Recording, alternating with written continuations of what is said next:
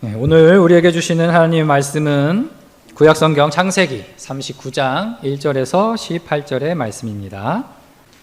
하나님의 말씀을 봉독하겠습니다. 이 말씀을 통해 하나님의 음성을 들으시기 바랍니다. 요셉이 이집트로 끌려갔다. 요셉을 이집트로 끌고 내려간 이스마엘 사람은 바로의 신하인 경호대장 이집트 사람 보디발에게 요셉을 팔았다. 주님께서 요셉과 함께 계셔서 앞길이 잘 열리도록 그를 돌보셨다. 요셉은 그 주인 이집트 사람의 집에서 살게 되었다.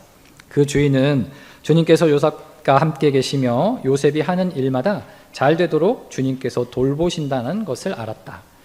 주인은 요셉이 눈에 들어서 그를 신복으로 삼고 집안 일과 재산을 모두 요셉에게 맡겨 관리하게 하였다. 그가 요셉에게 자기의 집안 일과 그 모든 재산을 맡겨서 관리하게 한 그때부터 주님께서 요셉을 보시고 그 이집트 사람의 집에 복을 내리셨다.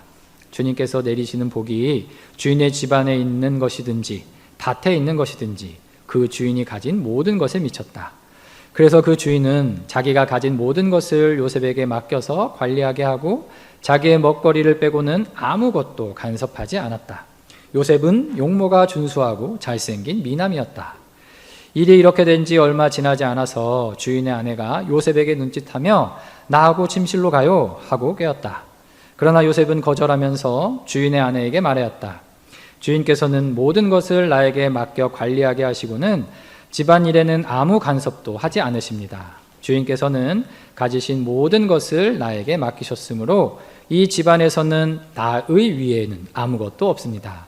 나의 주인께서 나의 마음대로 하지 못하게 한 것은 한 가지뿐입니다. 그것은 마님입니다. 마님은 주인 어른의 부인이시기 때문입니다. 그런데 내가 어찌 이런 나쁜 일을 저질러서 하나님을 거역하는 죄를 지을 수 있겠습니까? 요셉이 이렇게 말하였는데도 주인의 아내는 날마다 끈질기게 요셉에게 요구해왔다.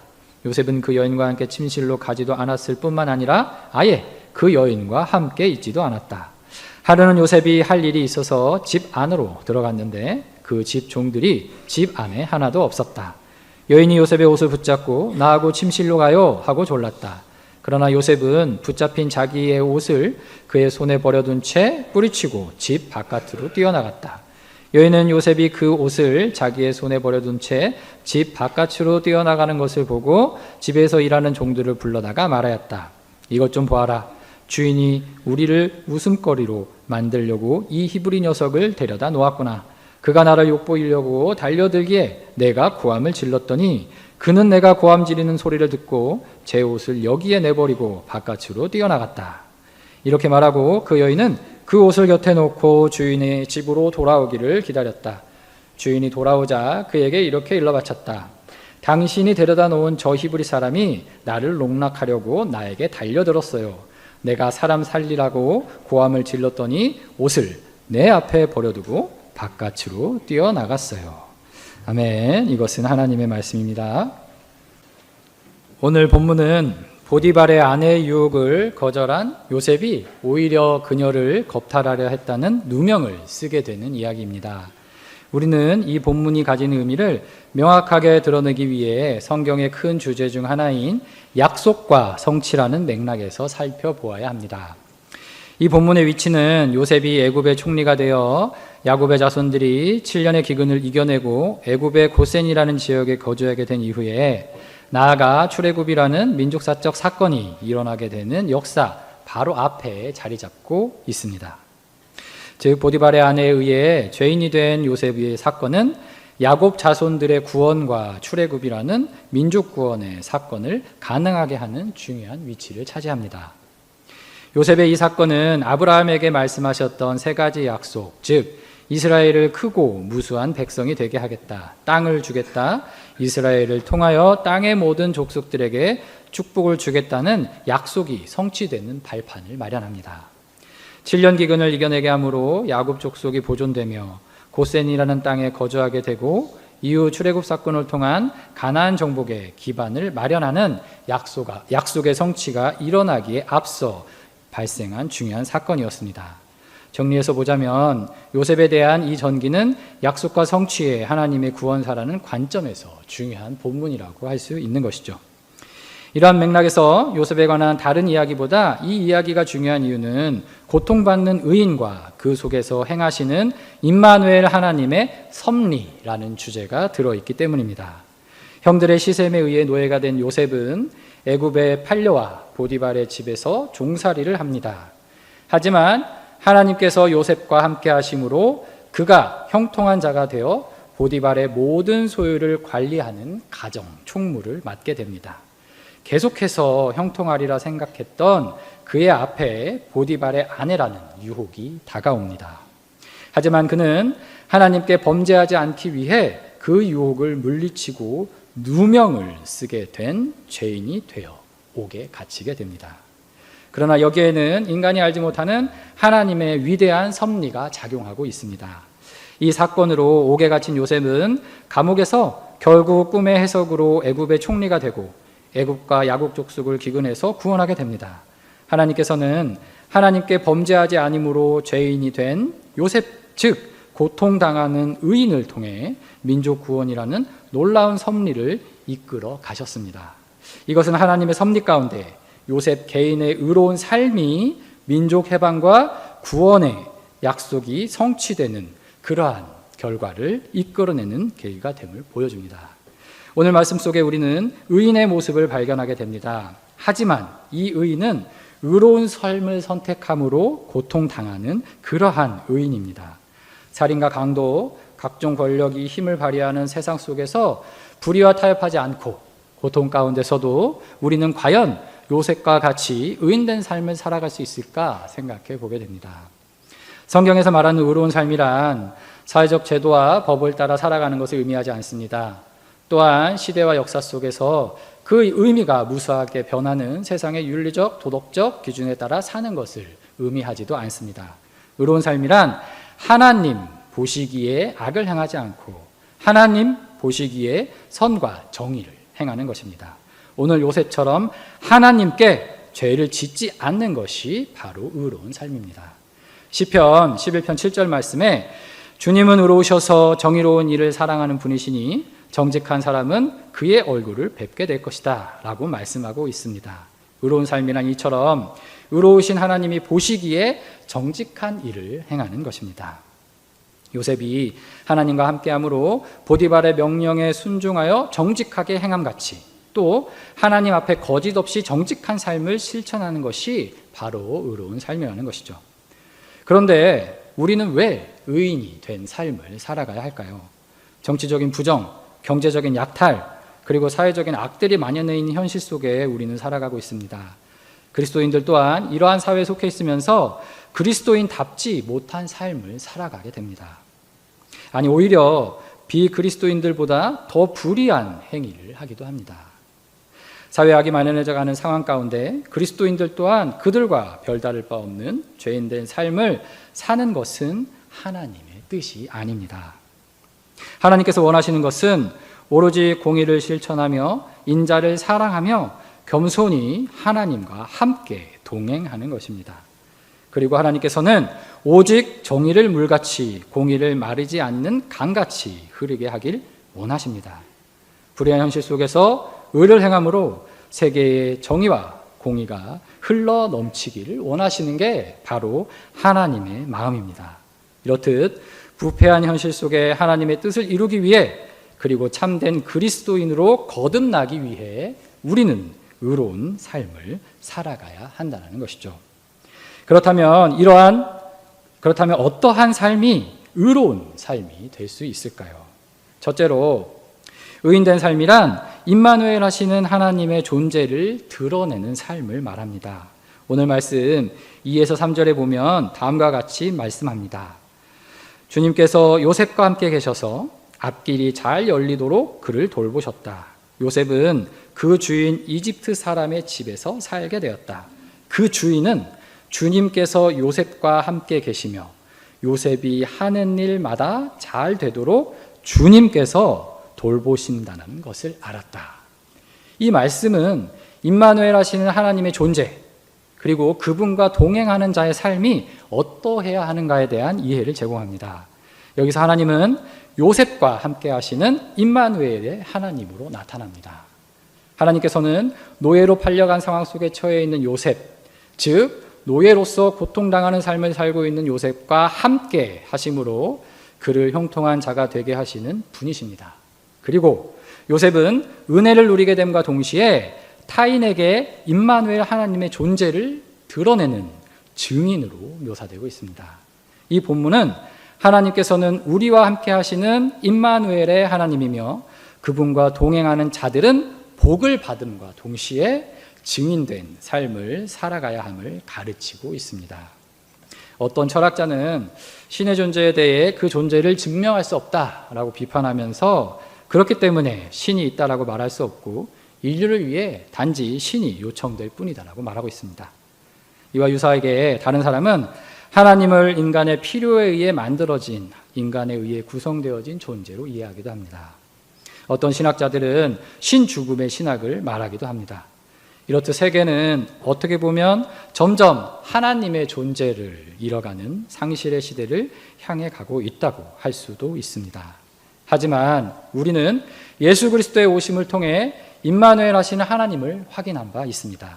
그렇기 때문에 예수 그리스도의 삶을 본받아 살아감으로 우리는 임마누엘 하시는 하나님의 존재를 세상에 드러낼 수 있다고 봅니다.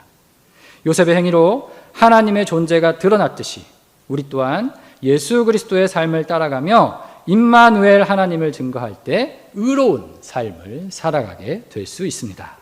둘째로 의로운 삶이란 죄에 대한 유혹을 물리치고 고통과 역경을 인내하는 삶입니다. 7절에서 8절 상반절을 보면 다음과 같습니다. 일이 이렇게 된 지 얼마 지나지 않아서 주인의 아내가 요셉에게 눈짓하며 나하고 침실로 가요 하고 깨었다. 그러나 요셉은 거절하면서 주인의 아내에게 말하였다. 요셉의 뛰어난 용모 그리고 그의 아름다운 외모에 이끌렸던 보디발의 아내는 결국 참지 못하고 요셉에게 동침을 요구하지만 요셉은 그 유혹을 뿌리칩니다. 인간 존재뿐만 아니라 동물에게서도 가장 기본적인 욕구는 식욕과 성욕이라고 할 수 있습니다. 식욕은 생존을 위한 것이고 성욕은 종족 번식을 위한 것이기 때문에 그렇습니다. 심리학자인 프로이드는 인간의 무의식 속에 본능적인 힘이나 에너지로서 성적 충동인 리비도가 있다고 보았습니다. 성적 충동인 리비도는 인간의 삶을 형성하는 무의식적 조건이라는 것이죠. 요셉이 당한 유혹은 이러한 인간의 무의식 속에 잠재되어 있는 그러한 성적 본능을 자극하는 것이었다고 생각할 수 있습니다. 그렇기 때문에 요셉이 유혹을 거절하였다는 것은 자신이 가진 인간이 가진 모든 동물이 가진 그러한 본능적인 속성을 절제함으로써 죄를 범하지 않았다는 것을 의미합니다. 인간의 가장 기본적인 본능을 억제함으로 죄의 유혹에 넘어가지 않는 요셉의 강인함을 확인할 수 있습니다. 세상에는 불의와 타협할 수밖에 없는 갈등의 상황들이 많이 펼쳐져 있습니다. 하지만 오늘 본문에서는 유혹을 물리치고 이러한 불의와 맞서 싸우라고 말하고 있습니다. 그 결과 고통과 시련이 몰려올지라도 인내와 수고로 견뎌내야 합니다. 왜냐하면 의인의 고통 속에는 하나님의 놀라우신 섭리가 숨어 있기 때문입니다. 의인으로서 죄인된 요셉을 통해 하나님은 민족 구원이라는 역사를 이루어내심을 앞서 살펴보았습니다. 우리는 이러한 하나님의 섭리를 깨달아야 합니다. 어떠한 시련과 역경 속에서도 하나님의 뜻하신 바가 무엇인지를 생각하며 우리는 항상 의로운 길을 선택해야 합니다. 셋째로 의로운 삶이란 하나님을 경외하는 삶입니다. 9절에 요셉은 다음과 같이 말합니다. 이 집 안에서는 나 위에는 아무도 없습니다. 나의 주인께서 나의 마음대로 하지 못하게 한 것은 한 가지뿐입니다. 그것은 마님입니다. 마님은 주인 어른의 부인이시기 때문입니다. 그런데 내가 어찌 이런 나쁜 일을 저질러서 하나님을 거역하는 죄를 지을 수 있겠습니까? 요셉은 보디발의 아내의 유혹에 넘어가 그녀를 범하는 것을 하나님께 죄를 짓는 행위와 동등한 위치에서 이해함으로써 하나님을 경외하는 태도를 보여주고 있습니다. 이것은 요셉이 하나님을 공경하는 마음과 두려워 없는 마음을 가진 자로서 선악을 분별하는 지혜를 가졌음을 보여줍니다. 하나님을 경외하는 것이 지혜의 근본이다 라는 말씀에 부합하는 모습이라고 할 수 있습니다. 우리는 의인된 삶에 대한 앞선 정의에서 의란 하나님 보시기에 악을 행하지 않는 것, 하나님 보시기에 선과 정의를 행하는 것임을 살펴보았습니다. 그렇다면 죄를 미워하는 마음은 어디로부터 오는 것일까요? 그것은 바로 나보다 하나님을 먼저 생각하는 데서 옵니다. 즉, 악을 미워하는 마음은 하나님을 공경하고 두려워하는 마음에서 오는 것입니다. 하나님을 경외하는 삶은 모든 일에 있어 먼저 그분의 뜻을 묻는 것입니다. 하나님이 원하시는 일이 무엇인지 먼저 생각하고 실천하는 것입니다. 어떤 일을 하거나 선택을 할 때 우리는 먼저 어떤 것이 과연 성경의 말씀을 통해 드러나는 하나님의 뜻과 일치하는 것일까를 생각해 봐야 합니다. 하나님의 뜻을 먼저 구함으로 선악을 분별하는 지혜를 얻게 됩니다. 우리는 지금까지 요셉의 전기를 통해 의로운 삶이란 어떤 것인가에 대한 말씀을 나눠보았습니다. 첫째로 의로운 삶이란 임마누엘 하시는 하나님의 존재를 드러내는 삶을 말합니다. 둘째로 의로운 삶이란 죄에 대한 유혹을 물리치고 고통과 역경을 인내하는 삶입니다. 셋째로 의로운 삶이란 하나님을 경외하며 사는 삶입니다. 이렇게 살펴본 의로운 삶의 세 가지 모습은 서로 독립적인 것이 아니라 유기적으로 결합되어 있다고 할 수 있습니다. 우리는 하나님을 경외하며 하나님과 동행할 때 죄의 유혹을 물리칠 수 있습니다. 죄의 유혹을 물리치는 과정에서 우리는 더욱 하나님에 대한 믿음과 신뢰가 성장합니다. 이와 같이 우리는 하나님과 동행하는 삶, 죄의 유혹을 물리치는 삶, 하나님을 경외하는 삶을 함께 실천해 나갈 때 의인된 삶을 살아갈 수 있는 것입니다. 그런데 마지막으로 살펴보고자 하는 것은 그렇다면 이러한 의로운 삶이 결과적으로 최종적으로 어떠한 결과를 가져오냐 하는 것입니다. 의로운 삶의 실천은 결국 죄인이라는 고통스러운 결과로 막을 내리는 것일까요? 요셉의 경우 창세기 46장 이후에 다시 말씀드리지만 야곱 족속의 7년 기근을 이겨내고 애굽 땅에 자리 잡게 되는 내용을 통해 우리는 다음과 같은 사실을 알 수 있습니다. 그것은 바로 하나님의 섭리 가운데 행한 요셉의 의로운 삶은 결국 요셉을 애굽의 총리에 앉게 하는 더 좋은 결과를 가져왔으며 이스라엘 민족의 구원이라는 약속의 성취가 이루어지는 밑바탕이 되었다는 사실입니다. 의로운 삶을 살아가는 가운데 우리는 잠시 고난이라는 역경에 처할 수 있게 되지만 결국 하나님의 섭리 가운데 더 좋은, 더 선한, 더 의로운 결과가 우리에게 주어진다라는 것입니다. 이러한 죄인된 의인의 모습은 바로 예수 그리스도 안에서 더욱 분명하게 드러납니다.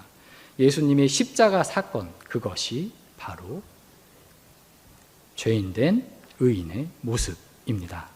하나님의 뜻에 따르는 의로운 삶을 보여주신 예수님의 십자가 고통과 부활이 우리 모두의 생명을 살리는 놀라운 역사가 되었습니다. 우리는 예수님의 십자가 부활 사건에서 우리 인류를 구원한 역사적 사건을 보게 됩니다. 고난당하는 한 개인, 이러한 의인의 삶이 많은 사람의 생명을 살리는 놀라운 결과를 가져온 것이죠. 예수님은 십자가 죽으심으로 부활하신 이후에 하나님 보좌의 우편에 앉는 영광스러운 자리에 앉게 되십니다. 이처럼 하나님께서는 우리의 의로운 삶에 대해 반드시 더 좋은 은혜로 갚아주실 것입니다.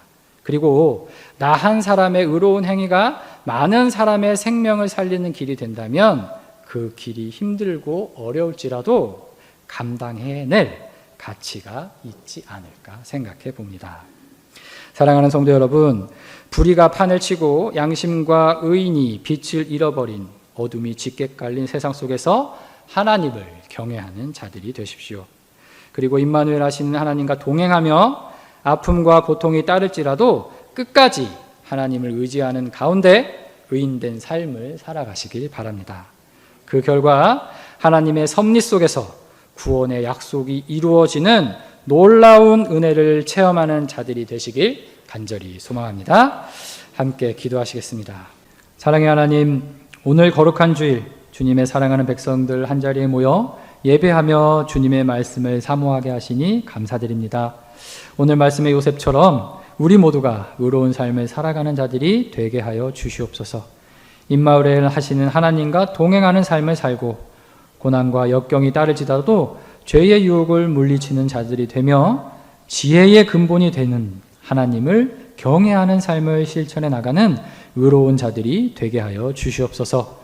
우리 모두 빛의 자녀로서 어두운 세상에 하나님의 의로운 빛을 밝히 드러내는 주님의 거룩한 백성들이 되게 하여 주시옵소서. 예수님의 이름으로 기도드립니다. 아멘. 우리 주 예수 그리스도의 은혜와 하나님의 사랑과 성령님의 교통하심이 임마누엘 하나님과 동행하며 죄악된 삶을 거부하고 오직 하나님을 경외하는 의로운 삶을 살아가길 다짐하는 저희 가운데 항상 함께 하시길 간절히 축원합나이다. 아멘.